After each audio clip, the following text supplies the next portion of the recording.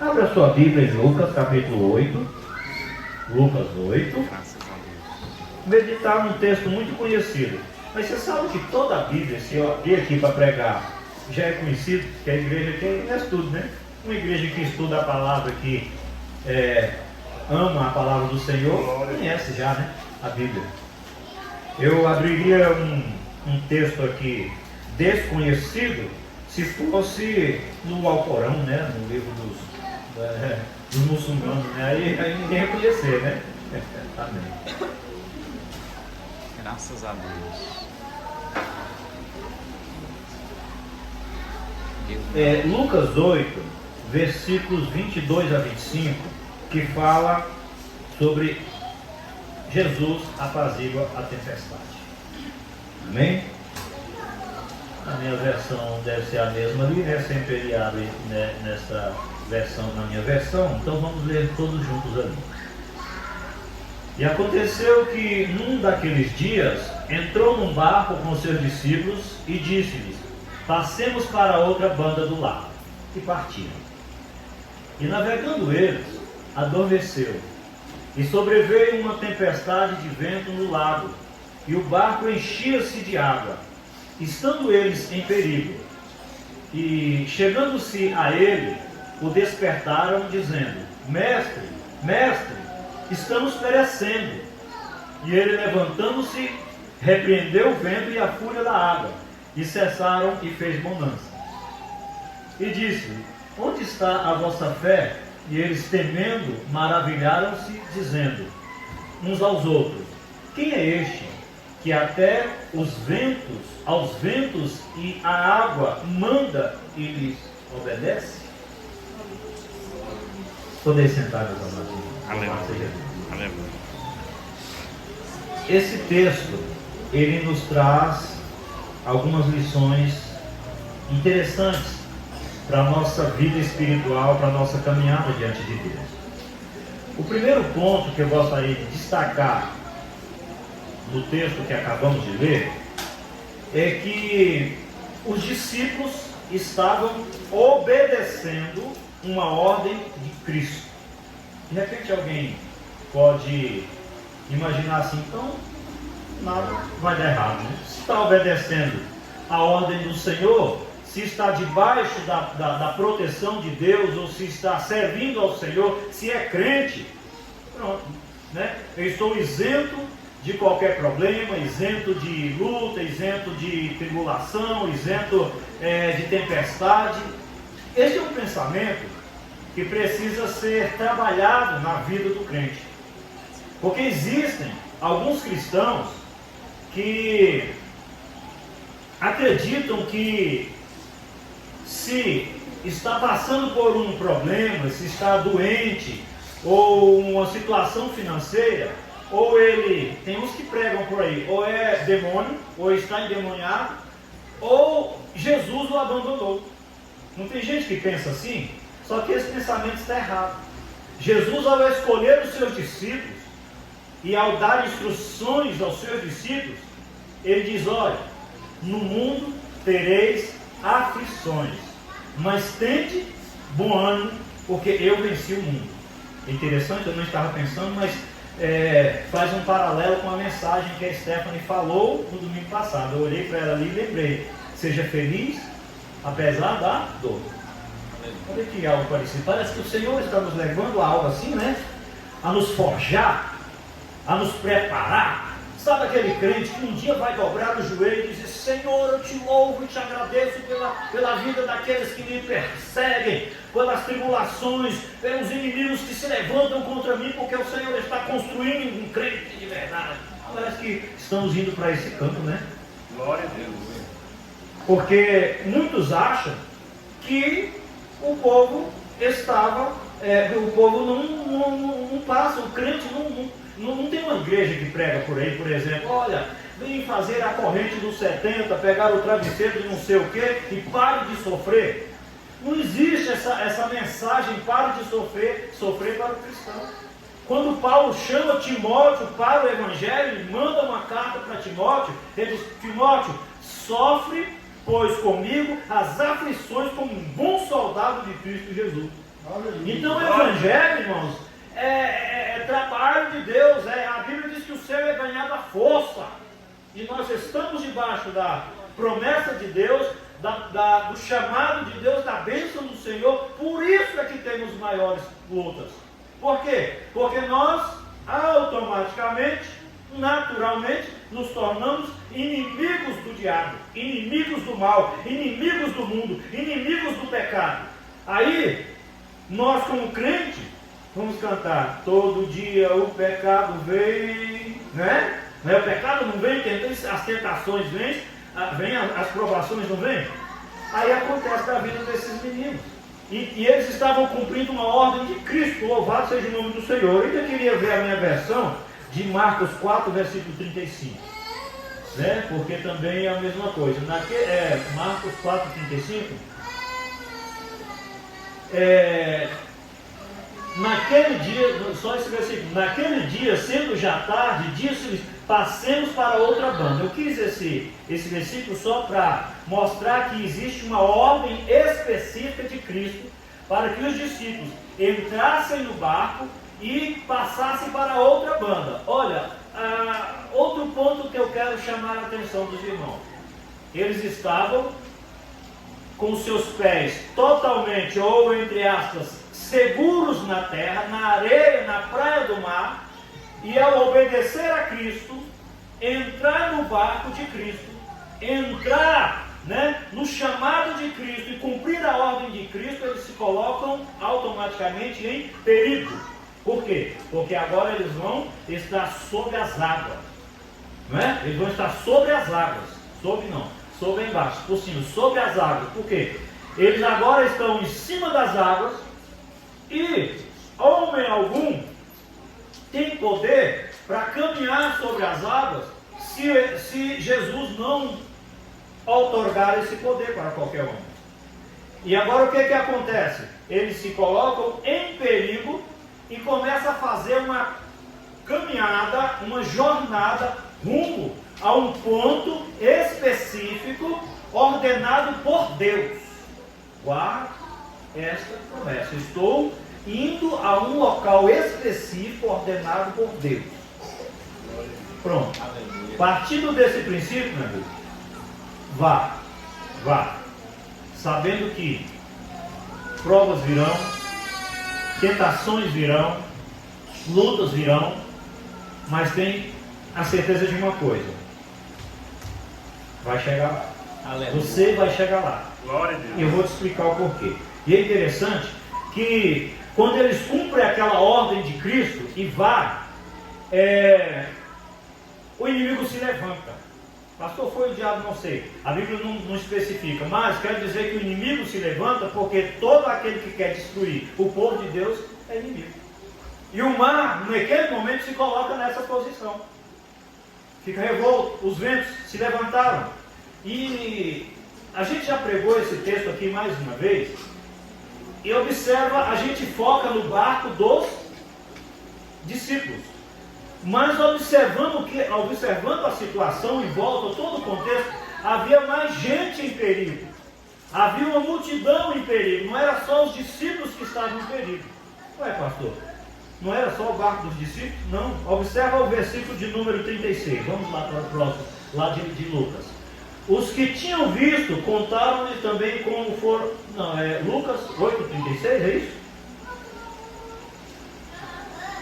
Vai indo aí. Lucas 8. Volta. Onde estavam outros barquinhos? Tinha também com eles, então é Marcos, né? Marcos 8,36. Vê aí que é. E saíram, que tinha acontecido. Estão dizendo que tinha outros barquinhos. Tem um versículo aí que diz que tinha outros barcos no mesmo lar, na mesma situação. Talvez eu não tenha. Deixa eu ler aqui na minha Bíblia o que eu acho.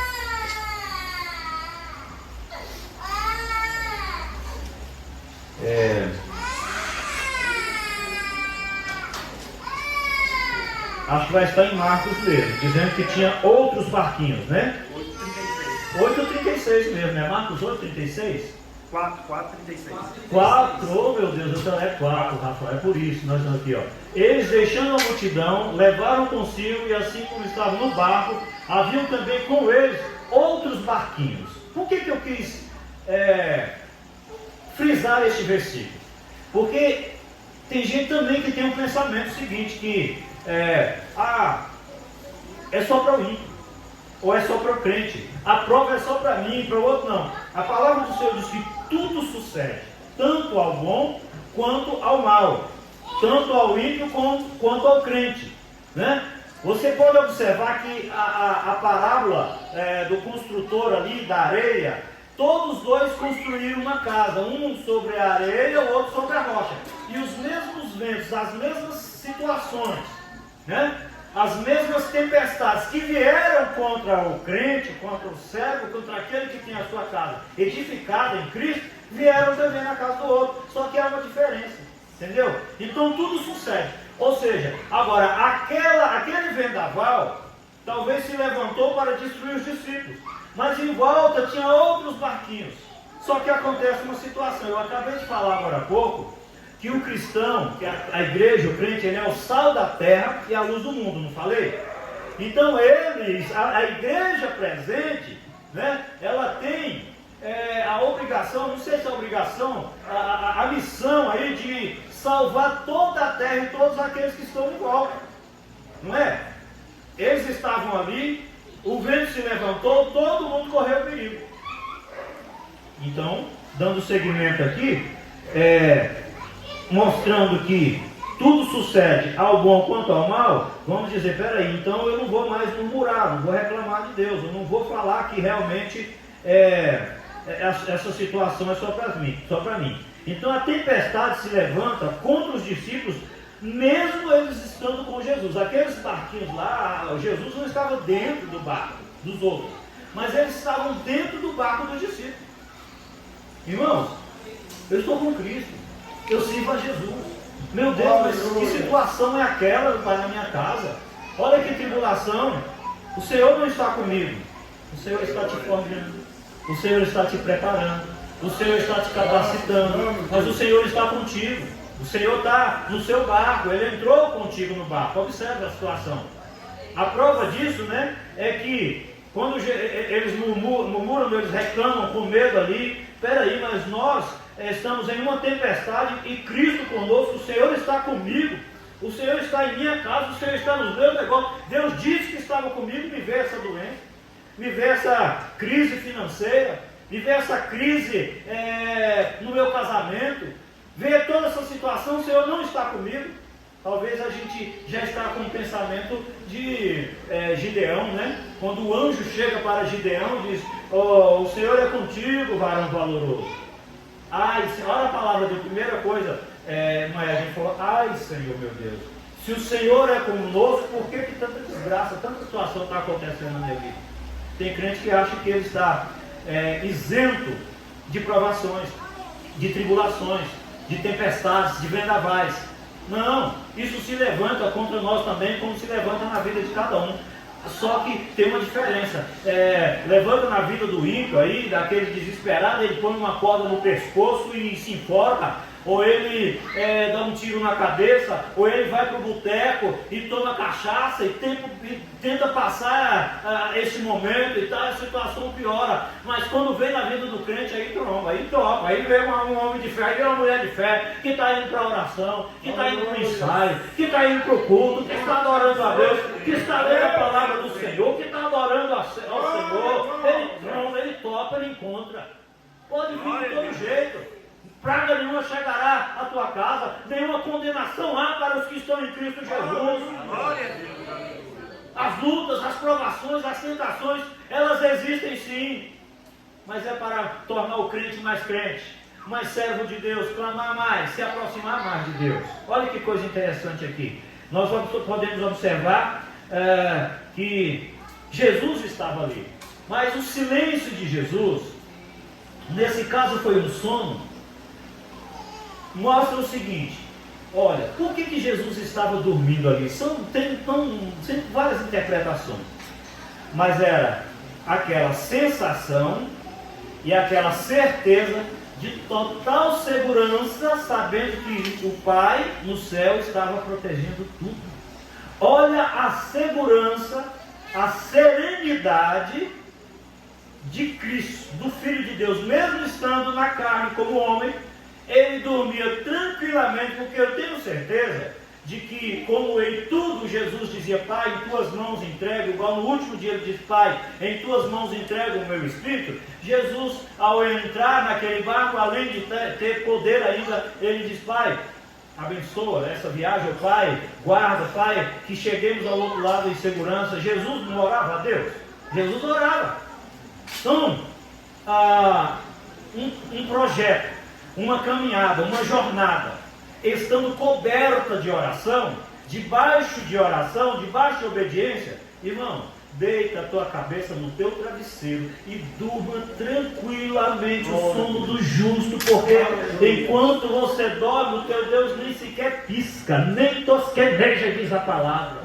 Glória a Deus. É mesmo, pastor, o Senhor, esse é o trabalho de Deus desde a eternidade, ainda não se viu, ainda não se ouviu, um Deus que trabalha, né, por aquele que nele espera. Vocês parecem que já ouviram isso hoje, não parece? Primeiro versículo que a pastora leu, não foi?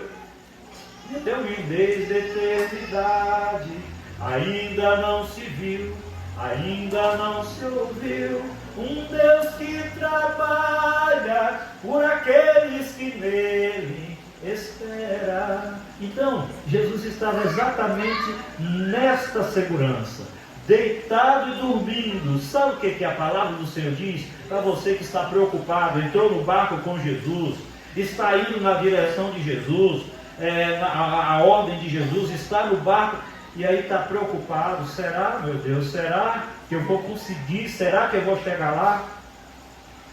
Deleita-te no Senhor e Ele considerará o que deseja o teu coração. Não temas, eu estou convosco todos os dias até a consumação dos séculos. Vai, meu irmão, levanta pela manhã, vai tranquilamente, o Senhor é contigo, varão valoroso, o Senhor é contigo, varão valorosa. Não temos. Olha que interessante. Jesus estava tranquilamente dormindo, a certeza que Deus estava no controle. Quando a gente descansa, é um ato de fé, não um descanso da negligência, do sono, da preguiça, mas é aquele: quer saber? Eu vou descansar em Deus. Você sabe, Louvado seja Deus. um homem que crê que ele vai terminar o ministério dele, um homem que uma cobra agarra na mão dele, em vez de ele se desesperar, vai morrer, a cobra, ele ainda se levanta lá do seu lugar, vai lá na fogueira e balança a cobra aí, que eu continuo pregando o evangelho. Joga lá e continua pregando. Vocês conhecem Paulo? Vocês sabem que é assim que o servo de Deus tem que viver, gente. É assim que o homem de Deus tem que viver tranquilamente. Para que o medo? Por que temer? Quantas vezes Deus disse: não tema, eu estou contigo. Aleluia. Louvado seja Deus. O silêncio de Cristo naquele momento era para invocar nos seus discípulos uma voz que ecoasse do céu: Senhor, eu não sei se é também em Marcos, diz: Senhor, não te importa que pereçamos. É o de Marcos, né? Marcos 4. Vamos lá para Marcos 4, né? 36. Passa para o outro, onde eles começam, mais uma. Ele estava na porta dormindo sobre a almofada. Despertaram e diz: mestre, não te importa que pereçamos. Olha aí de Marcos, a versão de Marcos. Senhor, tu não se preocupa com o que eu estou vivendo? Será que Deus não está vendo que o mal quer me destruir, meu Deus? Será que tu não está vendo isso, meu Pai? Tu não te importa, porque tem gente que acha que Deus não se importa com a sua vida. Irmãos, Deus é onipotente, Ele trata cada crente, cada servo, particularmente um por um, como se fosse o único. Glória a Deus. Deus tem esse poder de te tratar como se tu fosse o único. Como isso, pastor? Pessoalmente, Deus te trata: meu filho, minha filha. E olha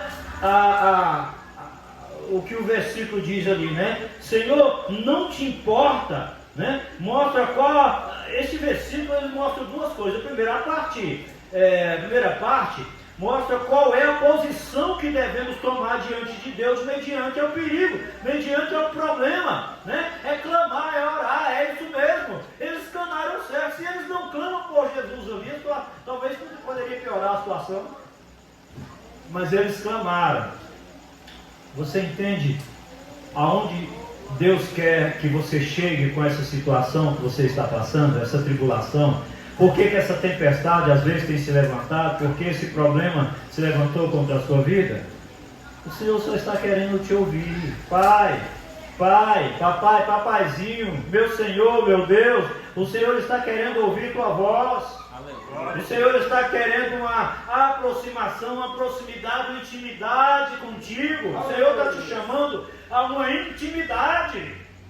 Esse problema vai te colocar nos braços do Senhor. Não é um problema bobo, problema sem entendimento, sem inteligência. Que problema maluco. Se levanta para me destruir e me coloca nos braços de Deus. Aí perdeu. É para isso que servem os problemas. Para isso que servem as tempestades, para nos colocar nos braços do Senhor, como filho chorando. Aí como o profeta Isaías pergunta, pode porventura uma mãe que ama o seu filho, que amamenta o seu filho, se esquecer do seu filho? Pode porventura? Não, mas mesmo assim, se ela se esquecesse, o Senhor, seu Deus, não se esquece de ti, não te abandona. Então, o primeiro passo aqui, nesse versículo de número 38, é nos levar a orar. Eles estavam na popa, Jesus dormindo, né, sobre uma almofada, e despertaram, dizendo, mestre, não te importa que pereçamos? Agora você imagina o que desperta Deus. Porque Deus não se cansa, nem se fadiga, não cochila, não dorme. Mas o que é despertar? É mover Deus em uma posição, mover Deus em uma causa, mover Deus na direção de algo. E esse algo é exatamente a minha vida. É a minha causa. Eu vou mover a mão de Deus. Irmãos, às vezes a gente prega, a gente leva para literalismo no contexto. Irmãos, não é dessa forma. Como aquela inclinar de Davi. Davi diz, olha, o Senhor inclinou para mim os seus ouvidos. Então, ou seja, um mover de Deus, um movimento de Deus por causa de uma oração. Glória a Deus. Ele diz que Deus inclinou os ouvidos para ele, quando ele clamou a Deus. Glória a Deus. Você está entendendo? Movimentar Deus, mover Deus. Tem orações que diz, Senhor, levanta, né? Senhor, levanta-te do teu descanso. Senhor, move a tua mão. É isso, mover a mão de Deus, mover uma ação de Deus, mover uma ordem do céu para vir a tua vida. Como? Clamando a Deus. Então quer dizer, tempestade, você se levantou para me fazer um vitorioso? Foi para me fazer vitorioso, porque enquanto essa tempestade não se levantava, eu também estava dormindo. Enquanto o barco estava navegando em águas tranquilas, você não via ninguém chamar por Jesus. Você não via ninguém gritar, não é? Você não via. Então, uma coisa muito interessante. E esta pergunta, não te importa que perecemos? Isso é uma coisa assim até absurda, né? É absurdo, gente, o crente imaginar que Deus não se importa com ele. É absurdo. Tu não te importa, Senhor, com essa situação que está acontecendo na minha casa, na minha família, na minha vida. Tu não te importa, porque eu estou falando isso, porque tem gente aqui que disse essa semana, Senhor, parece que tu não se importa. Tu não se importa. Há 3 dias atrás alguém disse, tu não se importa. Será? E tu não se importa, meu Deus? Misericórdia. Mas no versículo 39 mostra quem é que manda. Não é problema, né? E que depois de toda a tempestade vem uma bonança. O 39, né? E ele despertando, repreendeu o vento. Eu vou mostrar quem é que manda na sua vida. Sou eu que determino na sua vida. Não é o médico que vai dar a última palavra. Não é o seu chefe. Não é o patrão, Não. É o Senhor, não é o delegado, não é o juiz, mas quem manda é esse aqui, olha só. E ele, despertando, repreendeu o vento e disse: mar, cala-te, aquieta-te. E o vento se aquietou e houve grande bonança. Sempre quando eu falo desse texto, eu pergunto: aonde estão os ouvidos do vento e do mar? Eu já pesquei, já andei, não sei onde é o ouvido da água. Não é? A gente não acha o ouvido da água, mas ele escutou. Ele escuta. Não toque na minha igreja. Glória a Deus. Não destrua o meu servo. A Bíblia diz que o mar e o vento ouviu a Deus. Eu nunca vi o ouvido do mar. Mas ouviram a Deus. Então esse versículo aí, ele mostra quem é que manda. Olha, irmãos, e são duas coisas, porque diz assim, ó: e o vento se aquietou e houve bonança. Vai haver, isso vai haver. Irmãos, ó, sabe o que vai acontecer na nossa vida? Essas coisas acontecem para nos levar a uma posição assim, quer ver? Meu filho, mostra aí Jó 42, de 12 a 16, para ver o que vai acontecer depois de tudo isso, né? Ó, e assim abençoou o Senhor o último estado de Jó mais do que o primeiro, porque teve 14.000 ovelhas, 6.000 camelos, e 1.000 juntas de bois e 1.000 jumentos. E também teve 7 filhos e 3 filhas, e chamou o nome da primeira Gemima, e o nome da outra Késia, e o nome da terceira Queren-Hapuque. E em toda a terra não se acharam mulheres tão formosas como as filhas de Jó, e o seu pai lhes deu herança entre os seus irmãos. E depois disso, eu gosto dessa frase, viu? E depois disso, viveu Jó 140 anos, e viu os seus filhos, os filhos dos seus filhos, até a 4ª geração. Espera aí, mas nós estamos falando aqui de um homem que estava apodrecendo. Nós estamos falando aqui de um homem que a única coisa que sobrou foi um pedaço de telha para raspar as feridas. Das riquezas dele, um caco de telha que sobrou para ele raspar as feridas. Nós estamos falando aqui de uns discípulos que estavam prontos. A Bíblia diz que o barco estava a ponto de encher, de ir a pique, de afundar. Estamos falando de pessoas aflitas, Senhor, pastor, mas a minha situação é difícil, eu já tentei, já falei, então tá, eu vou te colocar em duas situações aqui, e você vai ver se esse Deus seu é poderoso ou não. A esposa de Lázaro sonhava ter filhos. Será que ela imaginava naquela noite ela dormir com seu marido?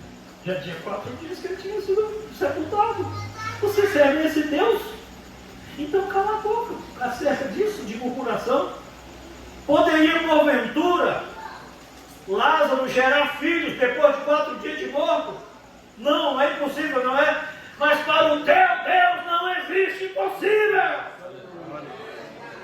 Nem a morte pode impedir o plano de Deus, quanto mais uma tempestade no mar. Será que as esposas de Sadraque, Mesaque e Abednego imaginariam naquela noite estar com seus maridos em casa para jantar, para festejar depois que eles foram empurrados dentro daquela fornalha? Alguém pode imaginar? Não, né?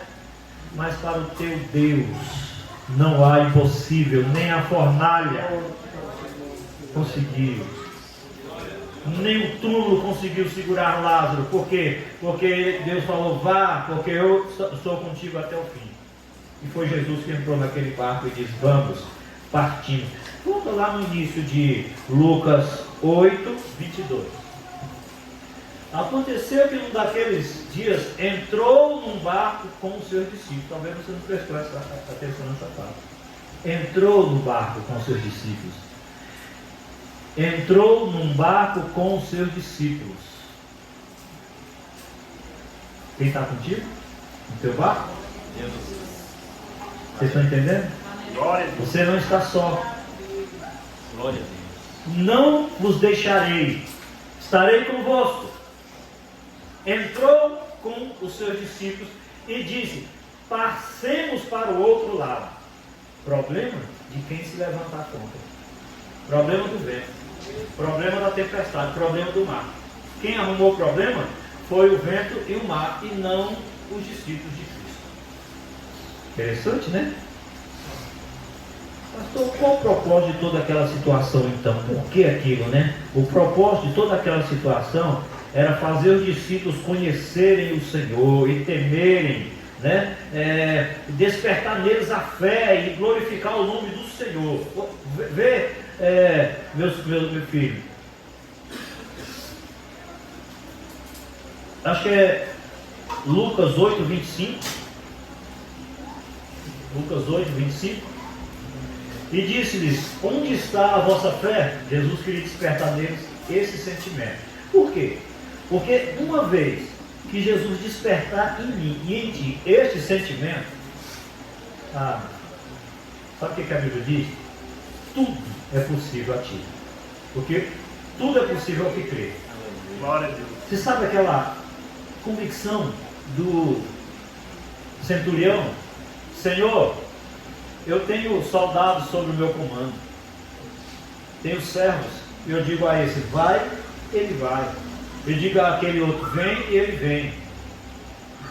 Eu sei que, olha a convicção, eu sei que tu tens poder sobre a morte, a enfermidade, qualquer coisa, o mesmo poder que eu tenho sobre os meus servos, tu tens sobre a cura para enviar. É isso que Jesus quer despertar em nós. Porque enquanto o barco estava em águas tranquilas, não vi fé nenhuma, não vi ninguém orar, não vi ninguém nem sequer cantar, não vi ninguém louvar. Mas o Senhor quer despertar a nossa fé. Dá para a gente entender que o que a gente está passando não é para nos destruir, mas é para nos forjar, para nos construir. Deus não te chamou para te destruir.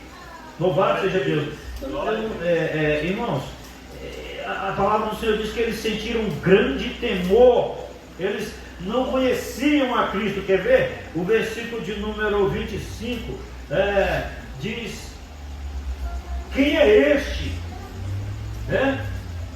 Quem é este que até aos ventos e à água manda e lhe obedece? Então eles não sabiam disso ainda.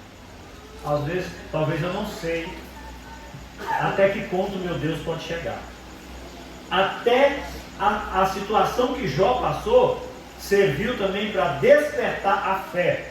Jesus quer invocar dentro de nós alguma coisa, não é?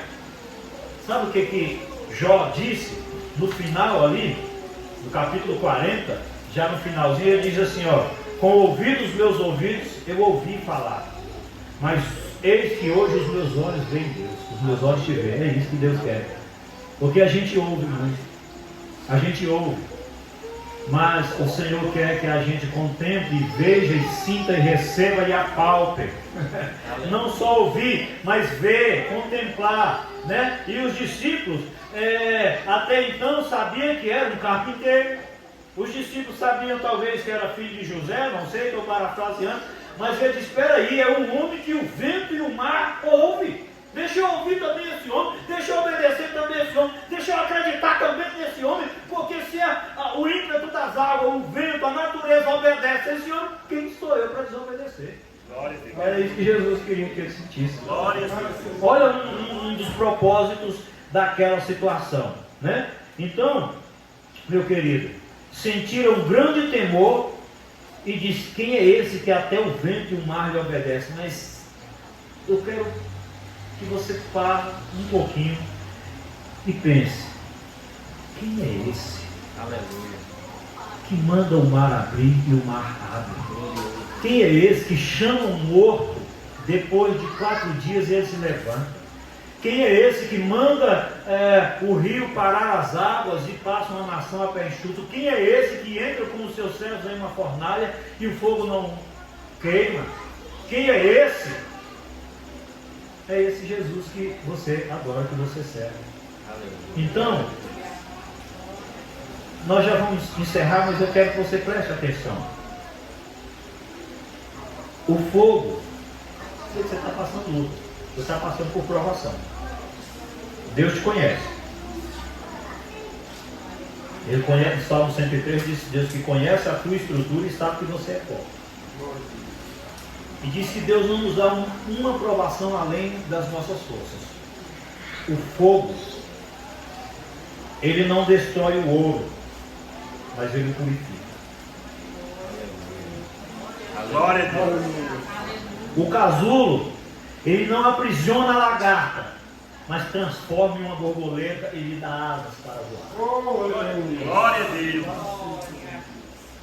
A dor que hoje você sente não veio para te destruir, mas para te aproximar de Deus e te fazer viver a felicidade e despertar das maiores promessas de Deus sobre a sua vida. Glória a Deus. Não existe situação que tenha se levantado contra ti que vá te destruir, mas para te fazer melhor. Sabe aquele vencedor? Ele vai perder para você, que Deus não vai fazer você um vencedor. Ele disse que nós somos mais do que vencedor. Vencedor perde para nós. Mais que vencedor. A palavra do Senhor diz que nós somos mais que vencedor por aquele que nos amou. Então tudo que se levantou, toda aquela tempestade não rouba as promessas de Deus. Tempestade não veio para destruir e nem para anular as promessas de Deus. E aquele que diz: vai, eu estou contigo, você vai chegar lá do outro lado. E nada, e nem ninguém vai impedir. Aleluia. Amém? Vamos nos colocar de pé, vamos agradecer ao nosso Deus. Graças Senhor, graças te damos por ter cuidado de nós. Obrigado, meu Deus, por ter nos dado a tua palavra. Obrigado, Senhor, meu Deus amado, por despertar em nós a nossa fé, a nossa esperança, Senhor. Sabemos, meu Deus, assim como o fogo purifica o ouro e o torna valioso, assim, Senhor, todas as situações que se levantaram contra nós estão nos forjando, estão nos preparando, nos santificando, Senhor, para aquilo que o Senhor quer de nós, para fazer de nós valorosos, valiosíssimos diante da tua presença. Continua sendo nosso Deus, Pai. É o que te pedimos em nome de Jesus. Amém?